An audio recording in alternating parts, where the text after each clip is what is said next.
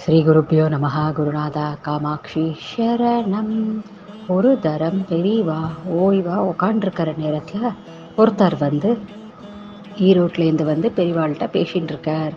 பெரியவா கேட்குறா, உன்னோட ஊர் ஏதுன்னு கேட்குறேன். என்னோட ஊர் ஈரோடு பெரியவா. ஈரோட்டில் ஒரு பரமேஸ்வரர் கோவில் இருக்குது, அது அந்த கோவிலோட பேர் என்ன சொல்லு, ரொம்ப பிரசித்தி பெற்ற கோவில் அப்படின்னு. அவர் அந்த ஊரில் இருக்காரே வழி அந்த கோவிலோட பேர் தெரியலை இவருக்கு. முழிக்கிறார்.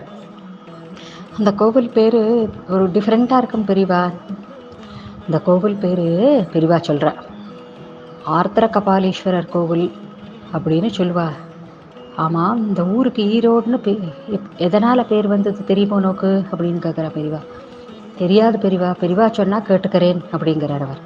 இப்போ பெரியவா சொல்கிறா, பிரம்மதேவர் 4 சிரசு கொண்டு கர்வம் கொண்டு இருக்கிறத பரமேஸ்வரர் அவரோட கர்வபங்கம் ஆக்கணும்னுட்டு அவரோட ஒரு சிரசை வெட்டி கையில் அந்த ஈர ஓட்டை வச்சுட்டு இருந்தார். அவருக்கு தான் இந்த ஆர்த்திர கபாலீஸ்வரர் கோவிலில் பரமேஸ்வரருக்கு அந்த பிரதிஷ்டையானது நடந்தது. இந்த ஆர்த்திர கபாலீஸ்வரர் கோவிலில் தான் நம்ம பரமேஸ்வரரை கையில் ஈரோட்டு வச்சுட்டு பார்க்கறது நம்மளுக்கு தரிசனம் கொடுப்பார். இந்த ஈர ஓடு பிரம்மதேவரோட அந்த 4வது தலை இருக்கு இல்லையா, அதை கையில் வச்சுட்டு தான் நம்மளுக்கு தரிசனம் கொடுப்பார். அதனால தான் இந்த ஊருக்கு ஈரோட்டுன்னு வந்தது.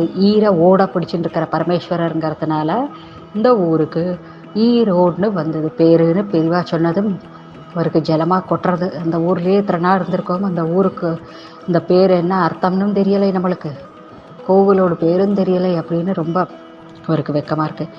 அப்போ பெரியவா சொல்கிறா, அதனால் என்னப்பா, இதெல்லாம் தெரிஞ்சுக்கிட்டா நல்லதுன்னு சொல்ல வந்தேன் அப்படின்னு. அப்படியும் பெரியவா அவ்வளோ வினயமாக அவ்வளோ பவ்யமாக அதை அழகாக சொல்லும்போது அவருக்கு மெய் சிலிர்த்து போகிறது.